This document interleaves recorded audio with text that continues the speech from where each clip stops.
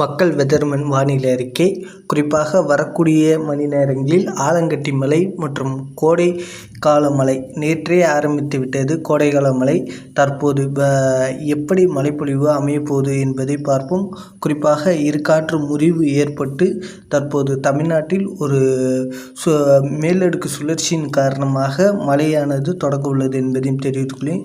இதன் காரணமாக குறிப்பாக வரக்கூடிய மணி நேரங்களில் கோவை மாவட்டம் புளியம்பட்டி, காவக்கரை போன்ற பகுதிகள், சிறுமுகை மற்றும் அன்னூர், சேவூர் போன்ற பகுதிகளில் வரக்கூடிய மணி நேரங்களில் காற்றுடன் கூடிய கனமழையானது கோவை மாவட்டத்தில் பதிவாக உள்ளது. மற்றும் திருப்பூர் மாவட்டம் அவிநாசி மற்றும் சுற்றுவட்டார பகுதிகள் மற்றும் அதேபோல் தென்காசி மாவட்டம் கடையநல்லூர், புளியங்குடி, வாசுதேவநல்லூர் மற்றும் விருதுநகர் மாவட்டம் கிருஷ்ணகோவில் மற்றும் ராஜபாளையம், ஸ்ரீவில்லிபுத்தூர் மற்றும் கூமாப்பட்டி போன்ற பகுதிகள் வரக்கூடிய மணி நேரங்களில் காற்றுடன் கூடிய கனமழையானது ஆங்காங்கே ஒதுக்கி பெய்யக்கூடும். பரப்பளவில் பெரிய அளவு பரப்பளவில் மழைப்பொழிவானது இருக்கக்கூடாது. ஒதுக்கி மழைப்பொழிவானது இருக்கக்கூடும். இதற்கு அடுத்தபடியாக பார்த்திங்கன்னா திருப்பூர் மாவட்டத்திலும் பல இடங்களில் மழையானது இரவு நேரங்களில் தொடங்க உள்ளது. குறிப்பாக உடுமலைப்பேட்டை மற்றும் தாராபுரம், மூலனூர் சுற்றுவட்டார பகுதிகள் மற்றும் திண்டுக்கல் மாவட்டம் மாநகரம் சுற்றுவட்டார பகுதிகள் மற்றும் இதற்கு அடுத்தபடியாக சொல்லணும்னா திருச்சி போன்ற பகுதிகளுக்கு, திருச்சி மாநகரத்தில் ஒதுக்கி மழைப்பொழிவானது இருக்கக்கூடும்.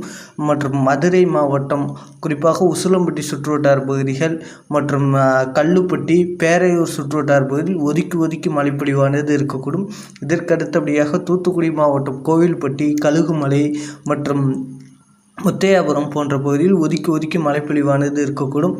குறிப்பாக கோயம்புத்தூர் மாநகரத்துக்கும் மழைப்பொழிவானது நள்ளிரவு நேரங்களில் இருக்கக்கூடும் என்பதையும் தெரிவித்துக்கொள்ளேன். இதற்கு அடுத்தபடியாக பெரம்பலூர் மாவட்டங்களில் பொறுத்தவரை லாடபுரம், அம்மாப்பேட்டை, அம்மாபாளையம் மற்றும் அதற்கு அடுத்தபடியாக வேப்பந்தட்டை சுற்றுவட்டார பகுதிகள், இந்த பகுதிகளுக்கு மழைக்கு வாய்ப்புள்ளது. குறிப்பாக பூலாம்படி சுற்றுவட்டார பகுதிகள், அரும்பாவூர் சுற்றுவட்டார பகுதிகள், உடும்பியம் சுற்றுவட்டார பகுதிகளுக்கு கனமழைக்கு வாய்ப்புள்ளது. மற்றும் இதற்கு அடுத்தபடியாக அரியலூர் மாவட்டத்தில் நகரில் ஒரு சில பகுதிகளுக்கு மிதமான மழை முதல் சற்று கனமழைக்கு வாய்ப்புள்ளது.